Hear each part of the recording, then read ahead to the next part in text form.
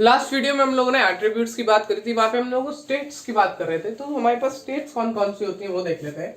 इसके बाद हम लोग देखेंगे स्टेट का डायग्राम जो बनाते हैं। तो हमारे पास न्यू, रेडी, रनिंग, रन भी बोलते हैं इसको, टर्मिनेटेड या फिर एग्जिट, वेट या फिर ब्लॉक, और आपके पास सस्पेंडेड रेडी,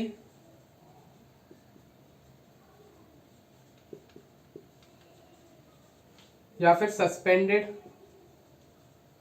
वेट। आपके पास ये स्टेट्स रहती हैं। इन पे ऑपरेशंस क्या क्या कर सकते हैं हम वो देख लेते हैं। Creation, execution, termination, suspending, resuming, dispatching और स्केड्यूलिंग। ठीक है, तो ये कुछ ऑपरेशंस होते हैं और कुछ स्टेट्स होती है। अब हम देखेंगे इसके ऊपर जो कैसे कैसे कौन कौन सी स्टेट पे कौन कौन सा ऑपरेशन परफॉर्म होता है, हम वो स्टेट डायग्राम के थ्रू समझेंगे। ठीक है, तो हाई स्टेट है, वो आती है न्यू स्टेट। न्यू स्टेट में क्या होता है, कोई भी प्रोसेस जब क्रिएट हो रहा होता है तो वो न्यू स्टेट में होता है, और या फिर क्रिएट हो चुका होता है तब वो न्यू स्टेट में होता है। क्रिएट होने के बाद वो जाता है रेडी स्टेट में। अब रेडी स्टेट में उसको कौन लेके जाता है, वो काम करता है एलटीएस। एलटीएस का फुल फॉर्म होता है लॉन्ग टर्म शेड्यूलर या फिर जॉब शेड्यूलर भी बोलते हैं। LTS is responsible for bringing all the processes which is created from the new state to the ready state। ठीक है, क्रिएट होने के बाद जो भी प्रोसेस होता है वो आपका न्यू से रेडी में मूव करता है। रेडी के बाद हम जाते हैं रनिंग स्टेट में।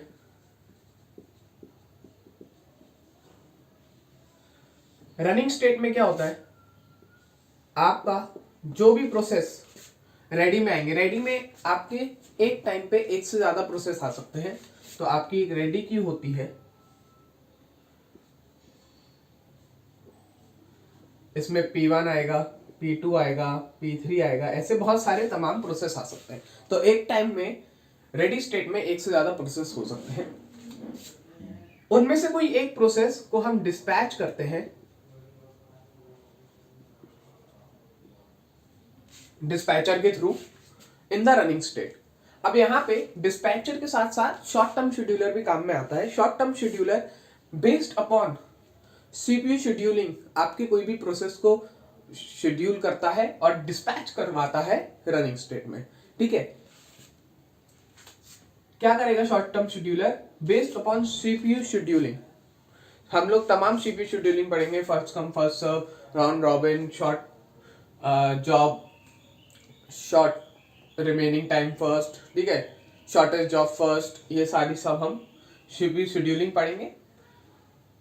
उस बेस के ऊपर शॉर्ट टर्म शेड्यूलर और डिस्पैचर हेल्प करता है डिस्पैच करने के लिए कोई भी प्रोसेस को रनिंग स्टेट में। जब भी कोई भी प्रोसेस रनिंग स्टेट में जाता है तो उसको सीपीयू मिल जाता है, मतलब इन रनिंग स्टेट सीपीयू एक्वायर हो जाता है कोई भी प्रोसेस को। ओनली एक प्रोसेस आपका आएगा रनिंग स्टेट में। ठीक है, अब रनिंग हमारे पास दो तरीके के प्रोसेस होते हैं, सीपीयू बाउंड प्रोसेस और एक आईओ बाउंड प्रोसेस। ठीक है, तो डिस्पैचर का काम होता है, इंपॉर्टेंट काम होता है कि वो एक ऐसा प्रोसेस सेलेक्ट करे जो सीपीयू और आईओ दोनों में काम कर रहा हो, मतलब कि सीपीयू टाइम ज्यादा ना ले ना ही आईओ टाइम ज्यादा ले, दोनों का मिक्सचर इतना अच्छा हो कि जो प्रोसेस है वो सीपीयू भी अच्छी तरह इस्तेमाल करे और आईओ भी अच्छी तरह इस्तेमाल करे। ये नहीं कि वो प्रोसेस सिर्फ और सिर्फ सीपीयू ही एक्वायर करके बैठा हुआ है या फिर वो प्रोसेस सिर्फ और सिर्फ आईओ में ही अपना टाइम बिता रहा है। जो उन दोनों का रेशियो है, सीपीयू बाउंड होने का और आईओ बाउंड होने का वो अच्छा खासा हो, कम ज्यादा नहीं होना चाहिए कि बहुत ही कम टाइम आईओ में ले रहा है और बहुत ही ज्यादा टाइम सीपीयू में ले रहा है, या फिर बहुत ही ज्यादा टाइम आईओ में ले रहा है बहुत ही कम टाइम सीपीयू में ले रहा है। ऐसा नहीं होना चाहिए, रेशियो बहुत अच्छा होना चाहिए। ठीक है, जब भी कोई प्रोसेस आईओ करेगा तो वेट या फिर ब्लॉक स्टेट में जाएगा। ठीक है, आईओ रिक्वेस्ट जब भी आएगी तो वो इधर जाके फुलफिल होगी। जैसे ही आईओ रिक्वेस्ट आपकी कंप्लीट हो जाएगी वो प्रोसेस फिर से आपका रेडी स्टेट में जाएगा। आईओ कंप्लीट होने के बाद वो प्रोसेस आपका फिर से रेडी स्टेट में चला जाएगा। ठीक है, अब जो हमारा रेडी, रनिंग और वेट स्टेट है, यहां पे प्रोसेस मेन मेमोरी में रहते हैं, रैम के अंदर रहते हैं। अगर आपकी रैम भर जाती है, आपके पास इतना रिसोर्स अवेलेबल नहीं है, सफिशिएंट रिसोर्स नहीं है कि आप सारे प्रोसेसेस को मैनेज कर पा रहे हैं, तो अगर कोई भी प्रोसेस वेट स्टेट में होगा तो उसको हमें सस्पेंड करना पड़ेगा। सस्पेंड होगा वो और वो जाएगा सस्पेंडेड वेट में। ठीक है, वो प्रोसेस जाएगा आपका सस्पेंडेड वेट में, और जैसे यहाँ पे रिसोर्स आपके सफिशिएंट हो जाएंगे तो आप फिर से उसको रिज्यूम कर दें और भेज दें उसको वेट स्टेट में। सेम चीज आपके रेडी में भी होती है कि अगर आपका कोई भी प्रोसेस, आपके पास रिसोर्स इतने नहीं है कि आप उसको रेडी स्टेट मेन मेमोरी में रख पाए, तो आप उसको सस्पेंड कर दीजिए तो वो आपका पहुंच जाएगा सस्पेंडेड रेडी स्टेट में।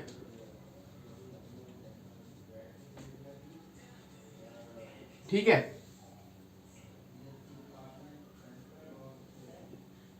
और जैसे ही आपके पास रिसोर्स आपके इनफ हो जाए, सफिशिएंट हो जाए, तो आप उसको वापस अपना मेन मेमोरी में बुला लीजिए, रिज्यूम कर लीजिए।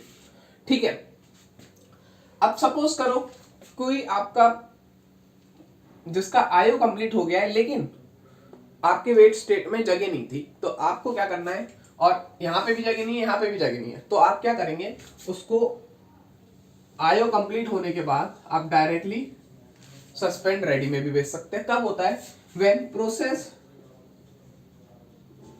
IO is complete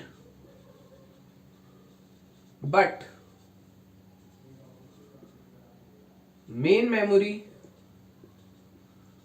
is full, तब आप उसको डायरेक्टली सस्पेंडेड वेट से निकाल के सस्पेंड रेडी में भेज सकते हैं। ठीक है, अब हमारे पास बेस्ड ऑन सीपीयू शेड्यूलिंग क्या होता है कि आप कभी हाई प्रायोरिटी का कोई आपके पास प्रोसेस आ जाता है तो वो आप डायरेक्ट उसको भेजेंगे, और जो लो प्रोसेस का रन हो रहा होगा उसको आप रेडी स्टेट में भेजेंगे। मतलब सपोज करिए यहां पे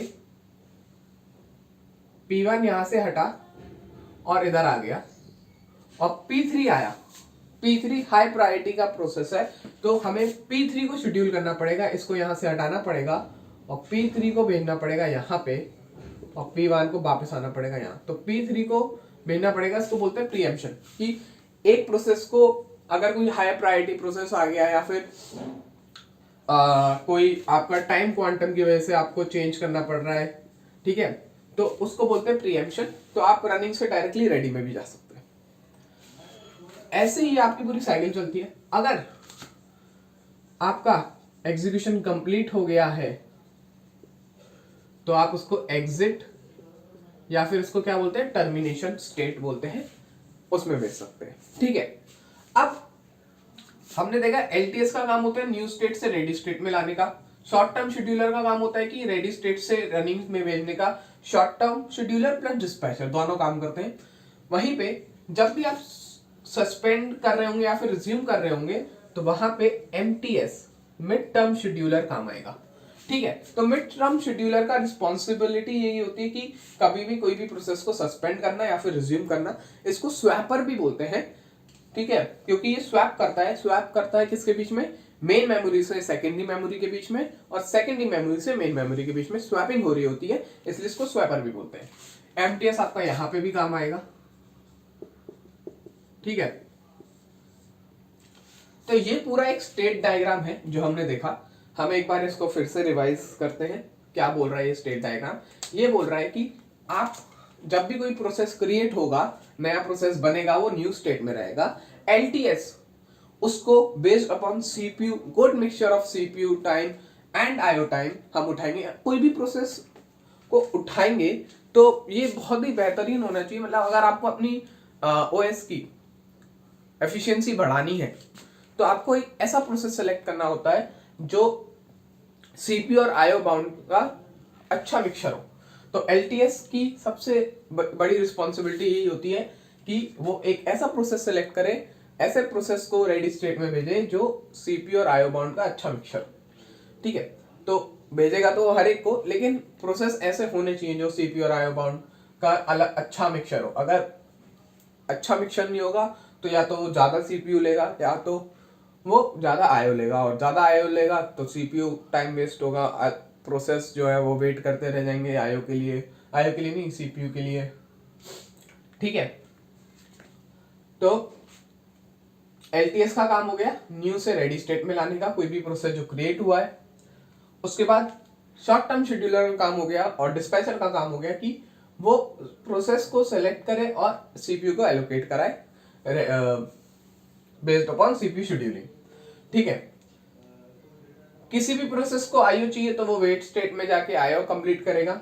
वेट स्टेट में एक से ज्यादा प्रोसेस रह सकते हैं, रेडी स्टेट में भी एक से ज्यादा प्रोसेस रह सकते हैं, लेकिन रनिंग स्टेट में एक से ज्यादा प्रोसेस नहीं रहेंगे। रेडी, रनिंग और वेट हमारे मेन मेमोरी में रिसाइड करेंगे। कोई भी प्रोसेस अगर इन तीनों स्टेट में होगा तो वो मेन मेमोरी में रिसाइड करेगा। हालांकि सस्पेंड रेडी और सस्पेंड वेट में आप सेकेंडरी मेमोरी में रहते हैं। ठीक है, आईओ कंप्लीट हो गया, आप वापस रेडी में जाएंगे। अब कुछ लोग सोचते होंगे कि क्यों हमने वेट स्टेट से एग्जिस्ट स्टेट में डायरेक्ट ट्रांजिशन नहीं दिखाया। वो इसलिए नहीं दिखाया क्योंकि एज अ यूजर हमको लग सकता है कि आप आईओ कंप्लीट करें और सीधा आपका एग्जीक्यूशन खत्म हो जाए, लेकिन प्रैक्टिकली देखा जाए तो ये पॉसिबल नहीं है। आपके पास बहुत सारे ओएस के काम रहते हैं जो होने होते हैं, तो उसको वापस सीपीयू चाहिए होता है। जब वो आईओ कंप्लीट करता है तभी वो सीपीयू एक्वायर करने के बाद ही एग्जिस्ट स्टेट में जाएगा। ठीक है, कोई भी प्रोसेस के आईओ कंप्लीट हो गया लेकिन due to main memory full है तो वो सस्पेंड रेडी से डायरेक्टली सस्पेंड वेट से डायरेक्टली सस्पेंड रेडी में जा सकता है। ठीक है, तो ये था हमारा स्टेट डायग्राम। इसके बाद हम बात करेंगे सीपीयू शेड्यूलिंग्स के ऊपर, जो हमारी first come first serve, shortage of first, shortage remaining time first, LJF, LRTF, ठीक है, राउंड रॉबिन, ये सब हम लोग नेक्स्ट वीडियो में करेंगे। ठीक है, थैंक यू।